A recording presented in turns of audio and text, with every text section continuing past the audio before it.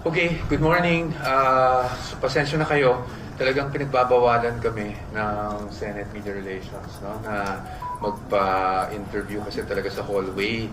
So nahihirapan ako when nasa hallway kayo, baka maisip nyo na suplado ako, hindi ko sinasagot yung mga tanong nyo. It's not that I don't want to, it's just that I've been reminded already, I think it's for the third time this morning, that I shouldn't be doing what I'm doing, that I'm responding in the hallway because we want, in fairness to the Senate, they just want everything to be orderly, and I really thank the Senate for helping us with that. No? But as to the question, I think the question is kung darating si VP, as been reported this morning.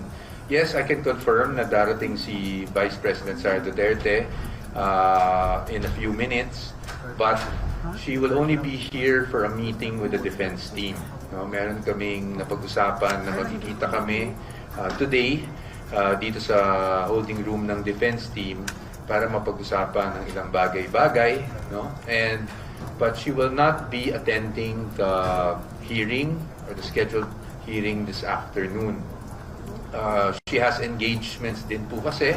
That's why she's here in Manila, and she will have to proceed to her engagements after our meeting.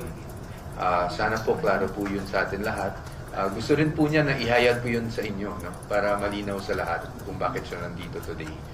May chance ba na magpa-interview din siya sa atin? I don't know. Baka hindi na siguro. Because as you know, the defense is very, very mindful pagdating sa rules on impeachment, no? And while of course, I presume all of you would like to interview her also.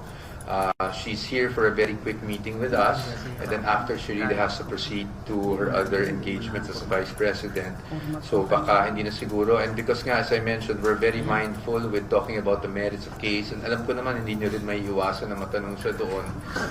I think the defense would rather, no, na yung mga tanong natin, mga briefings natin would be after each trial day na lang siguro. I will always allot at least 10 to 15 minutes after trial date, no matter how late it ends, para naman po mapagbigyan kayo sa mga updates niya, because I'm sure you'll need that also.